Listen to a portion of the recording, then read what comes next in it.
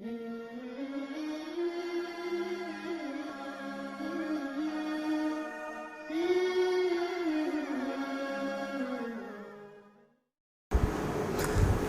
النساء کے بے شمار فضائل ہیں اور اس کے پڑھنے والے بہت زیادہ برکات پاتے ہیں،